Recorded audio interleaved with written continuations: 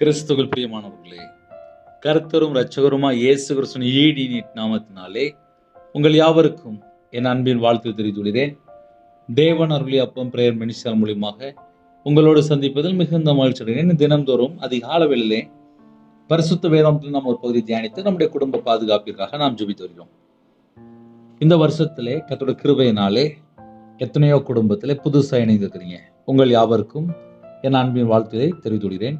அதிகால வேளையிலே அபிஷேகங்களை பெற்றுக்கொள்ள, இதனுடைய கிருபை பெற்றுக்கொள்ள அதிகால வேளையிலே புதிய நாளிலும் இணைந்திருங்கள். கர்த்தருடைய ஆவியானவர் உங்களோடு பேசுவார். லூக்கா சுவிசேஷம் 10ஆம் அதிகாரம் 38 முதல் 42 ஆகிய வசனங்களிலே, பின்பு அவர்கள் பிரயாணமாய் போகையில் அவர் ஒரு கிராமத்தில் பிரவேசித்தார். அங்கே மார்த்தாள் என்னும் பெயர் கொண்ட ஒரு ஸ்திரீ அவரை தன் வீட்டிலே ஏற்றுக்கொண்டாள். அவளுக்கு மரியாள் என்னப்பட்ட ஒரு சகோதரி இருந்தாள். அவள் இயேசுவின் பாதத்தருகே உட்கார்ந்து அவருடைய வசனத்தை கேட்டுக்கொண்டு இருந்தாள். ஹல்லேலூயா. இந்த சம்பவம் எல்லாருக்கும் தெரியும். இயேசு கிறிஸ்து ஒரு கிராமத்திலே பிரவேசிக்கிறார். அங்கே மார்த்தாள் என்னும் பெயர் கொண்ட ஒரு ஸ்திரீ அவரை தன் வீட்டிலே ஏற்றுக்கொண்டாள். இப்ப இன்னைக்கு காலை வேளையிலே செய்தி என்ன அப்படின்னா, வீட்டுல முதலாவது ஒரு குடும்பத்துல ஒரு நபர் ரட்சிக்கப்படுவாங்க. அவங்க அழகா மைக்ல சாட்சி சொல்லுவாங்க, நான் இயேசுவை ஏற்றுக்கொண்டேன், என்னுடைய வாழ்க்கையில் உள்ள எல்லா பாவத்திலும் இயேசு மன்னிச்சிட்டாரு, என் தலைமுறை சாபத்தை எல்லாம் இயேசு சிலுவையில சுமந்துட்டாரு, இனிமேல் நான் சுமக்க வேண்டிய தேவையில்லை, தேவனை நீ ஆசீர்வதிச்சிட்டாரு, நான் ரட்சிக்கப்பட்டுட்டேன், நான் ஞானஸ்தானம் எடுத்துட்டேன், நான் நற்கன் எடுக்கிறேன், நான் சர்ச்சுக்கு போற பிள்ளை, எங்க வீட்டுல நான் மட்டும்தான் சர்ச்சுக்கு போறேன் அப்படிம்பாங்க. அப்போ ஒரு குடும்பத்திலே முதலாவது ஒரு நபர் இயேசுவை ஏற்றுக்கொள்வாங்க. ஒரு வருஷம் 2 வருஷம் 3 வருஷம் 5 வருஷம் கழிச்சு பார்க்கும்போது வீட்டுல 4 பேர் இருக்கிறாங்கன்னா 3 பேர் 4 பேர் சர்ச்சுக்கு போக ஆரம்பிச்சிருவாங்க. ஆனா இந்த முதல்ல ரட்சிக்கப்பட்டு முதல்ல சர்ச்சுக்கு போயிருப்பாங்கல்ல, ஒரு 5 வருஷம் 7 வருஷம் 10 வருஷம் கழிச்சு பார்க்கும்போது அதே நிலைமையில இருக்கிறாங்களா, இன்னும் ஆவிக்குரிய வாழ்க்கையில வளர்ந்துருக்கிறாங்களா, அதை ஒரு ஸ்டெப் நம்ம கொஞ்சம் கண்டுபிடிக்கணும். ஏன்னா ரட்சிக்கப்பட்ட 5 வருஷம் 7 வருஷம் 10 வருஷம் ஆனதுக்கு அப்புறம் இன்னும் ஆவிக்குரிய வாழ்க்கையில வளர்ந்திருந்தால் அபிஷேகம், இன்னுமாக வரங்கள், கனிகள், கிருபையின் வரங்கள் எல்லாமே தேவனிடத்துல கேட்டு பெற்றுக்கொண்டு இன்னும் ஆவிக்குரிய வாழ்க்கையில கர்த்தருக்காக எழும்பி பிரகாசித்தால் பரவாயில்ல. ஒரு குடும்பத்திலே முதலாவது மார்த்தாள் என்னும் பெயர் கொண்ட ஒரு ஸ்திரீ அவரை தன் வீட்டிலே ஏற்றுக்கொண்டாள். ஒரு குடும்பத்திலே முதலாவது இயேசுவை ஏற்றுக்கொள்றாங்க. ஏற்றுக்கொண்ட பின்பாக நம்ம வீட்டுக்குள்ளே இயேசு கிறிஸ்து வருகிறார். கர்த்தருடைய பிள்ளைகளு யாரெல்லாம் இணைந்திருக்கிறீங்களோ, இந்த செய்தி யாரெல்லாம் கேட்கிறீங்களோ, உங்க இருதயத்துக்குள்ள இயேசு கிறிஸ்து இருப்பாரானால், உங்க வீட்டுக்குள்ள இயேசு கிறிஸ்துவை நீங்க அழைக்கும் போது உங்க வீட்டுக்குள்ளே இயேசு கிறிஸ்து வருவார். அதுதான் முதல் வார்த்தை. அண்ணே, அதுக்கு நான் ஏதாவது செய்யணுமா? ஒன்றும் செய்ய வேண்டாம். இயேசுவை சொந்த ரட்சகரா ஏற்றுக்கொண்டால் அவங்க இருதயத்துக்குள்ள இயேசு கிறிஸ்து தங்கியிருப்பார். அந்த வீட்டுக்குள்ள இயேசு கிறிஸ்து வருவார். அதுதான் முக்கியமான பாயிண்ட். மார்த்தாள் என்னும் பெயர் கொண்ட ஒரு ஸ்திரீ அவரை தன் வீட்டிலே ஏற்றுக்கொண்டாள். தன் வீட்டிலே ஏற்றுக்கொண்டாள். என் வீட்டுக்கு வாங்கப்பா.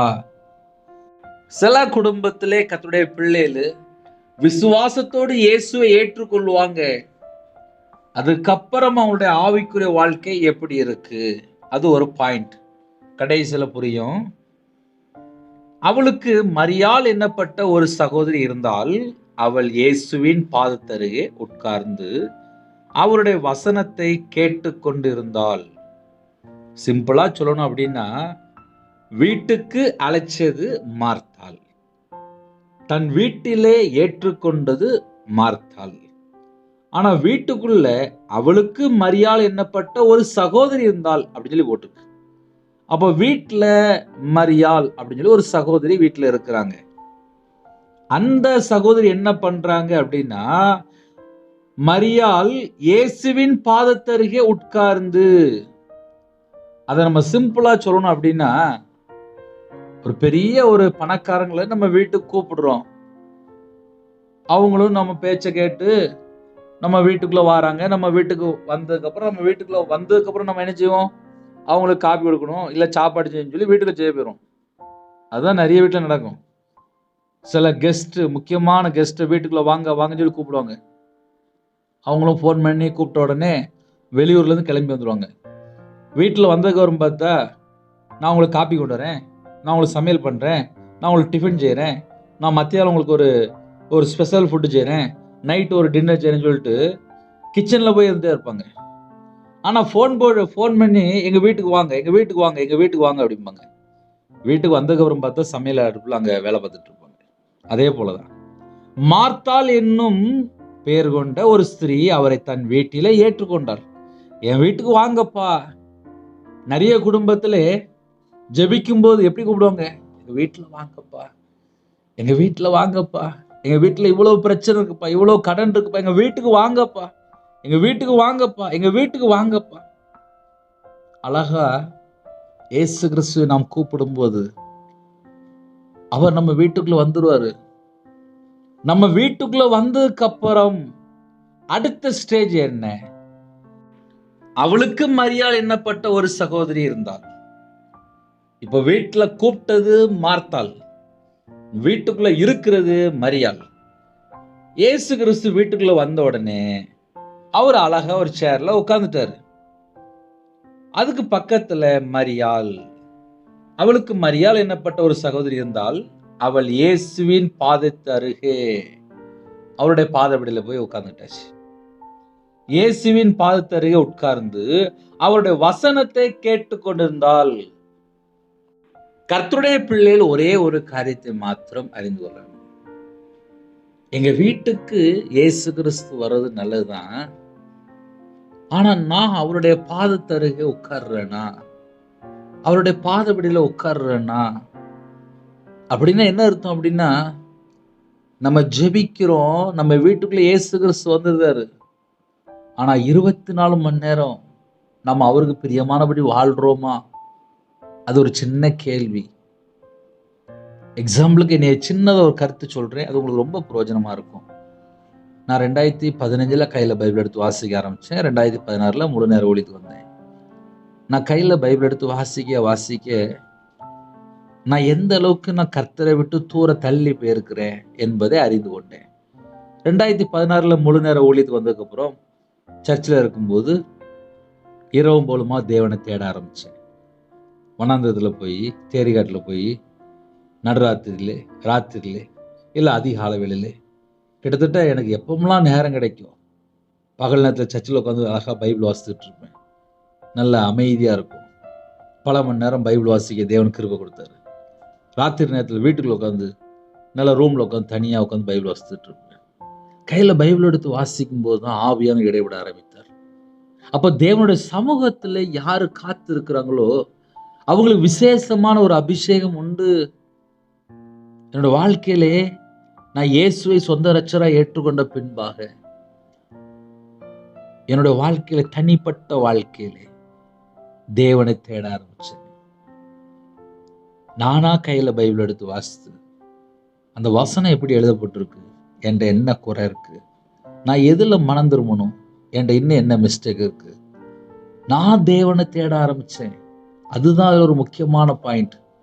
மரியாள் என்ன பண்றாங்க அப்படின்னா, இயேசுவின் பாதத்தருகே உட்கார்ந்து, அப்ப அவருடைய பாதத்தருகே உட்கார்ந்து அவருடைய வசனத்தை கேட்டு கொண்டிருந்தாள்.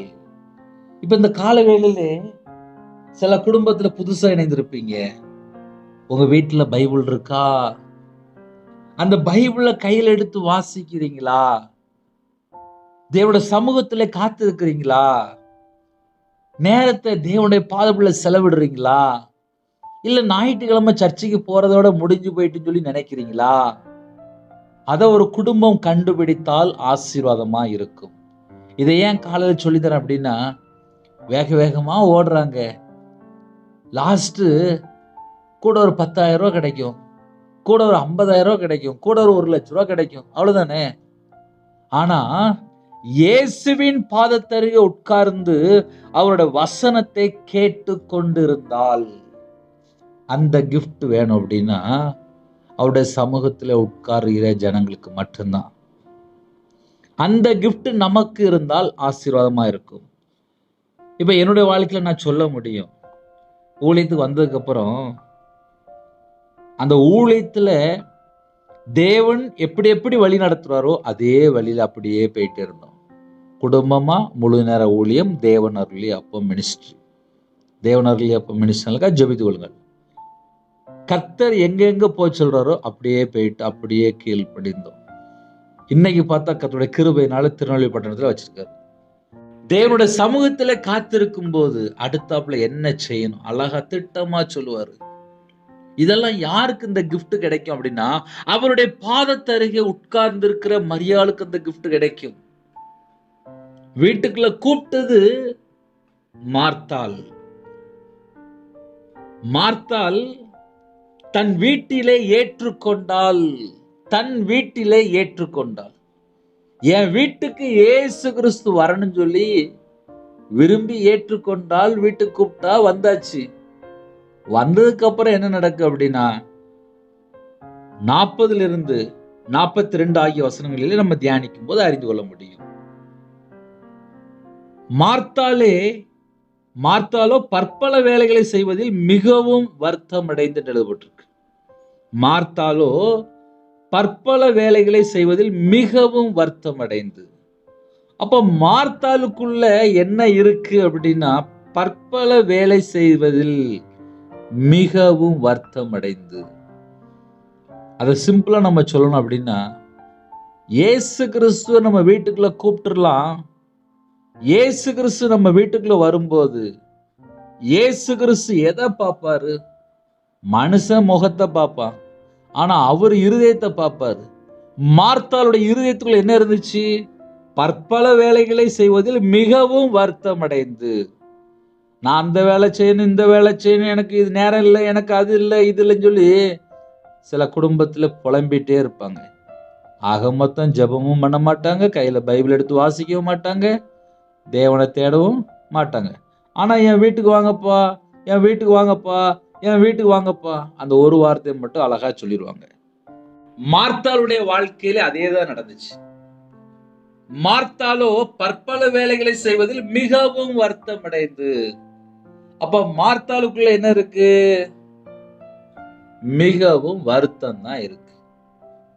இப்போ நம்ம இருதயத்துக்குள்ள அதிகமான வருத்தம் இருந்துச்சு அப்படின்னா எது மேலையோ நம்ம எண்ணங்கள் போயிட்டு இருக்குன்னு அர்த்தம்.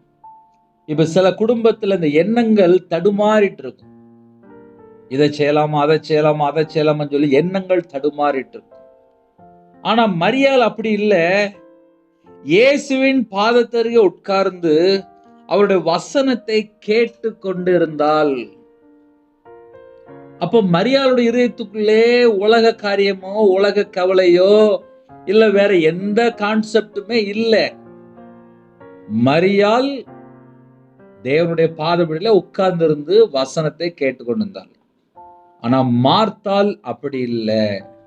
பற்பல வேலை செய்வதில் மிகவும் வருத்தம் அடைந்து. சில வீட்டுல புலம்பிட்டே இருப்பாங்க. நான் காலையில அதை செய்யணும், நான் 11 மணிக்கு அதை செய்யணும், நான் மத்தியாலம் அதை செய்யணும், நான் சாயங்காலம் அதை செய்யணும், நான் ராத்திரி அதை செய்யணும், அப்புறம் நடுராத்திரி நான் அதை செய்யணும். ஆக மொத்தம் நேரமே இருக்காது. சில வீட்டுல 31 நாளும் சில தாய்மார்கள் புலம்பிட்டே இருப்பாங்க. நான் சொல்றது உண்மைதான்ப்பா. நிறைய வீட்டுல இருக்கு, இந்த பிரச்சனை இருக்கு. நேரமே இல்லை பிரதர், நேரமே இல்லை பிரதர், நேரமே இல்லை பிரதர். அந்த ஒரு வார்த்தையை மட்டும் கரெக்டா சொல்லுவாங்க, நேரமே இல்லை, எங்களுக்கு எதுக்குமே நேரம் இல்லை அப்படிம்பாங்க. ஆனா சில தாய்மார்கள் எல்லா வேலையும் முதல்ல நிப்பாட்டிடுவாங்க. எதை எவ்வளவு நேரத்துல முடிக்கணும், நான் எப்ப பைபிள் வாசிக்கணும், எப்ப ஜெபம் பண்ணணும், எல்லாம் உங்களுக்கு தெரியும். அப்போ நம்ம வீட்டுக்குள்ள இயேசு கிறிஸ்து வந்ததுக்கு அப்புறம் அவருடைய பாதபடியிலே நான் எவ்வளவு நேரம் உட்கார்ந்து இருக்கேன். இப்ப என் வாழ்க்கையில நான் சொல்ல முடியும்பா. நான் 2016 முழு நேரம் ஊழியத்துக்கு வந்தேன். 2015 நான் வியாபாரத்துல இருக்கும்போது நான் நஷ்டப்பட்டேன். வியாபாரத்தில் இருக்கும்போது கையில் காசு இல்லை. நான் கையில் பைபிள் எடுத்து வாசிக்க ஆரம்பித்தேன். ஒரு நாளைக்கு 7 மணி நேரம் 8 மணி நேரம் உட்காந்து வாசிக்க ஆரம்பித்தேன். எழுத்து கூட்டி தான் வாசித்தேன். ஏன்னா ரொம்ப கஷ்டம். சின்ன வயசுல நான் வேலைக்கு போயிட்டேன். 2016 முழு நேர ஊழியத்துக்கு வந்ததுக்கப்புறம் பைபிள் காலேஜ் படிக்க கற்று கிருபை செஞ்சார். அப்போ 2015 ஒரு நாளைக்கு 7 மணி நேரம் 8 மணி நேரம் நான் கையில் பைபிள் எடுத்து வாசிக்கும் போது தேவன் கிருபையை தந்துட்டாரு. 2016 முழு நேர ஊழியத்து வரும்போது பைபிள் காலேஜ் படிக்கிறதுக்கு தேவன் மறுபடியும் கிருபை தந்துட்டாரு. இன்னைக்கு உங்க முன்னாடி நிக்கிறேன் அப்படின்னா பின்னாடி தேவனை எந்த அளவுக்கு நம்ம தேடுறோமோ அந்த அளவுக்கு தேவன் நம்மளை உயர்த்துவார். இன்னைக்கு நிறைய குடும்பத்துல எங்க அம்மா சொல்லிட்டாங்க, எங்க அப்பா சொல்லிட்டாங்க, எனக்கு கல்யாணம் முடிஞ்சிட்டு நான் இயேசுவை தேடலன்னு என்னை தப்பா சொல்லிடுவாங்க. அதுக்காக தான் சில குடும்பத்தை சர்ச்சுக்கே போறாங்க. எப்ப பார்த்தாலும் செல்போன்ல மூழ்கி போய் இருக்கிறாங்க. என் கூட இயேசு கிறிஸ்து இருந்தால் ஆசீர்வாதம். என் கூட இயேசு கிறிஸ்து இல்லை அப்படின்னா அந்த வாழ்க்கை இருளான வாழ்க்கை. இயேசு கிறிஸ்து என் கூட இல்லைன்னா நான் ஃபெயிலியர் மாடல். இயேசு கிறிஸ்து என் கூட இல்லைன்னா எனக்கு நிம்மதியே இருக்காது. இயேசு கிறிஸ்து என் கூட இல்லைன்னா சத்துரு தொடருவான். நம்ம வாழ்க்கையில இயேசு கிறிஸ்து இருந்தா மட்டும்தான் எல்லா விதமான பிளெஸ்ஸிங், எல்லா விதமான பெனிஃபிட். அந்த பெனிஃபிட் அப்படின்னா மனிதனுடைய கண்கள்ல நமக்கு தயவுடைக்காது கிருபை செய்வாரு. சத்துரு வந்து ஆட்டோமேட்டிக்கா ஒப்புரவாவாங்க. நம்ம வெளியில புறப்பட்டு போகும்போது எல்லா விதமான வாசல் திறக்கப்படும். ஏன்னா நம்ம கூட இயேசு கிறிஸ்து வந்துட்டு இருப்பாரு. உங்க கூட இயேசு கிறிஸ்து வரும்போது எல்லா விதமான வாசல் திறக்கப்படும். சில கம்பெனில சொல்லுவாங்க, இந்த கம்பெனில வேலை செஞ்சா உங்களுக்கு இந்த பெனிஃபிட், இவ்வளவு பெனிஃபிட் இருக்கு அப்படிம்பாங்க. நம்ம இயேசு கிறிஸ்துக்குள்ள இருக்கும்போது நம்ம வாழ்க்கை ஃபுல்லாவே ஆசீர்வாதம் தான். நம்ம வாழ்க்கை ஃபுல்லாவே ஆசீர்வாதம் தான். நான் 2015 தான் கையில பைபிள் எடுத்து வாசிக்க ஆரம்பிச்சேன். 2026 உங்க முன்பா நிக்கிறேன். இந்த 10 வருஷம் தான். 2016 தான் முழு நேரம் ஊழியத்துக்கு வந்தேன். கர்த்தர் இந்த நிமிஷம் ஜீவனோட வச்சிருக்காருன்னா என்ன காரணம் தெரியுமா? எனக்கு பின்னாடி எத்தனையோ மாந்திரியம் பண்ணிட்டே இருந்தாங்க, நான் செத்து போன்னு சொல்லி. ஆனா தேவன் ஜீவனோட வச்சிருக்காரு. காரணம் என்ன? நான் தேவனை தேட ஆரம்பிச்சேன். வீட்டுல தேவனுடைய பாதப்படியில காத்திருக்க ஆரம்பிச்சேன். தேவனுடைய சமூகத்துல காத்திருக்க ஆரம்பிச்சேன். கையில மணிக்கணக்கா பைபிள் எடுத்து வாசிக்க ஆரம்பிச்சேன்.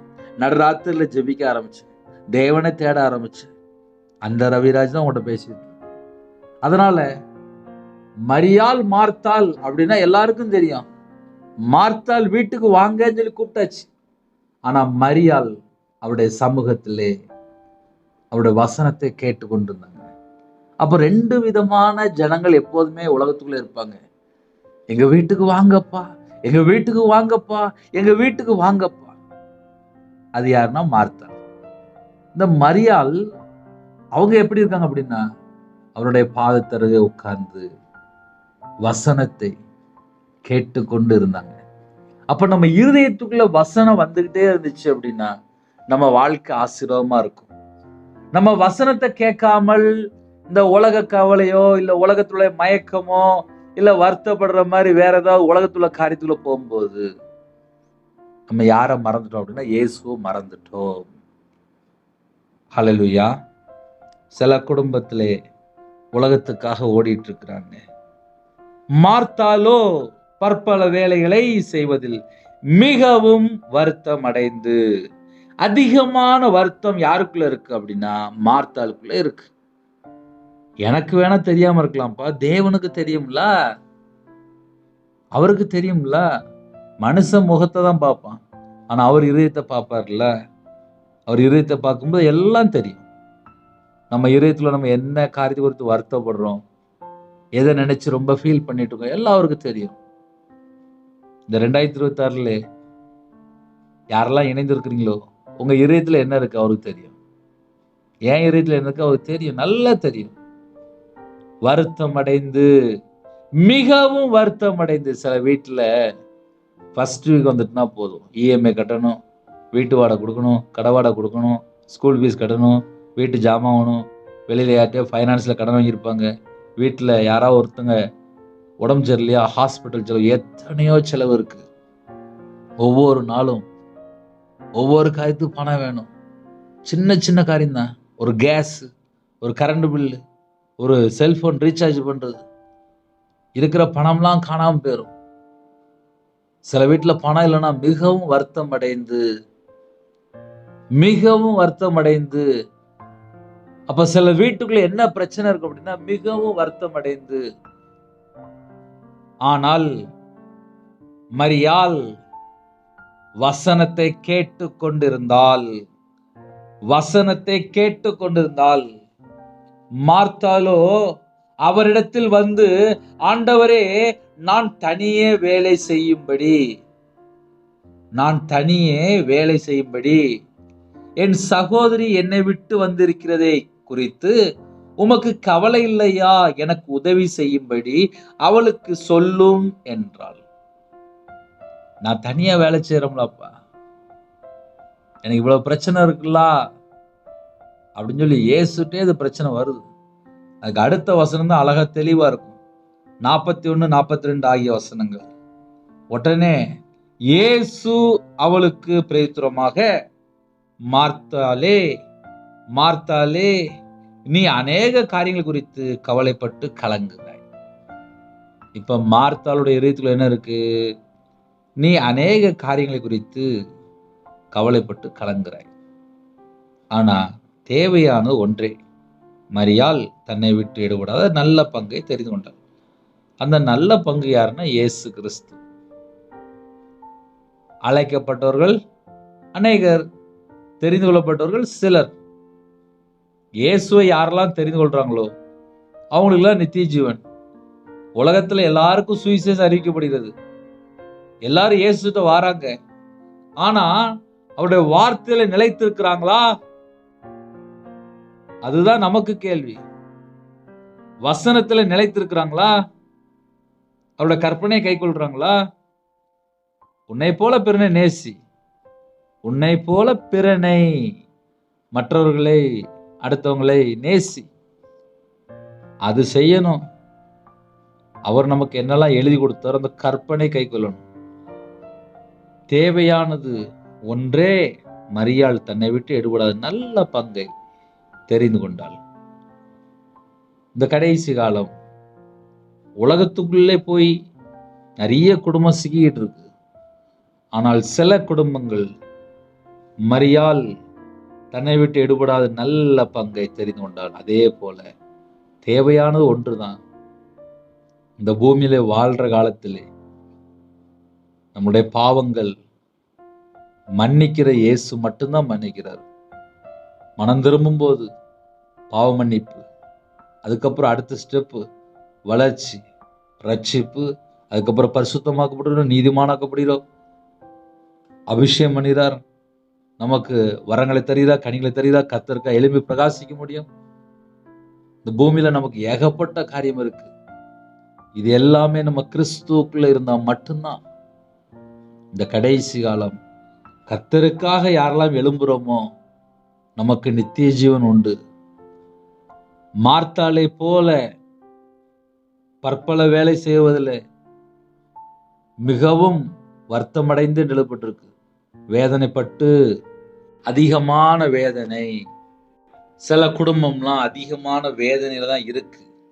ஒருவேளை இந்த காலவேளையில் அப்படிப்பட்ட ஜனங்கள் யாராவது இணைந்திருந்தால் கவலையெல்லாம் அவருடைய சமூகத்தில் அர்ப்பணிச்சிருங்க.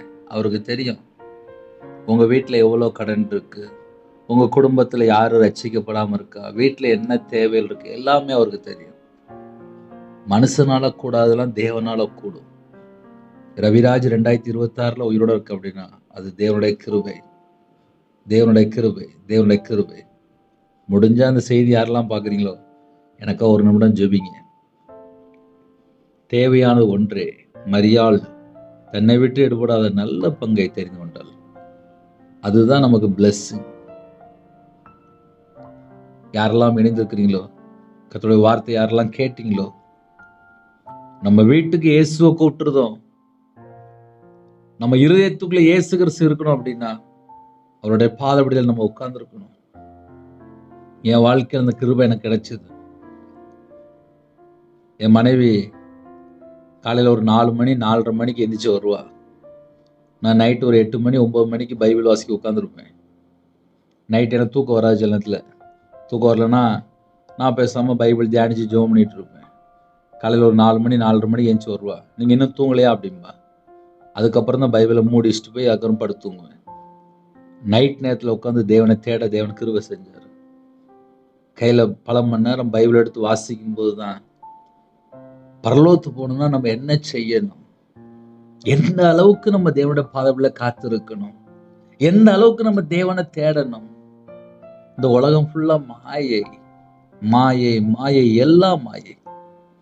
மாயான உலகத்துல போய் என்னை யாருமே நேசிக்கலையே, என்கிட்ட யாருமே அன்பு கூறலையே, என் ஃப்ரெண்டு என்கிட்ட பேச மாட்டேங்காலே, என் வீட்டில் என்கிட்ட அன்பு கூற மாட்டேங்காங்களே.